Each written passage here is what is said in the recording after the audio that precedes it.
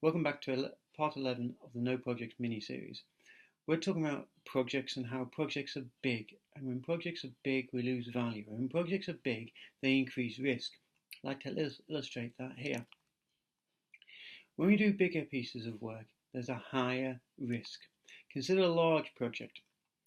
We've got a project called Project A. There's a 30% risk here. We'll assume risk is spread linearly across the project.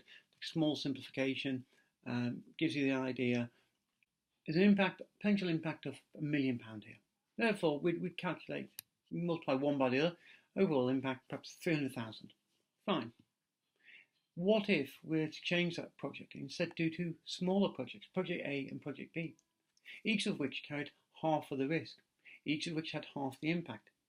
Therefore, the calculated impact would be £75,000 for each one, a total of 150. By splitting Project A into two smaller projects, we have halved the risk.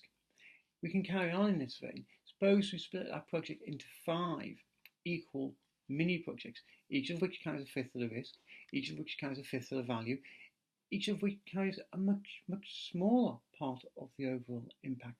In fact, the total impact is now a fifth of the original one, 60,000. By having smaller pieces, we have decoupled some of the risks. By having smaller pieces, we allow pieces to go wrong. By having smaller pieces, we can manage them more effectively. Splitting projects up decouples the risk and allows for change when early work goes wrong. We do this within a project environment, but we don't have the same option to stop altogether.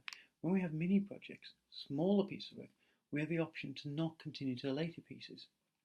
In a project environment, to not continue would be seen as a failure. We can manage our risks independently this way. Think of it as creating opportunities to apply the brakes. In the same way you have brakes in your cars so you can go fast, we have brakes in our projects that allow us to try and do stuff faster. In the next episode of this series, we'll look at what it takes to get good at doing work in the small.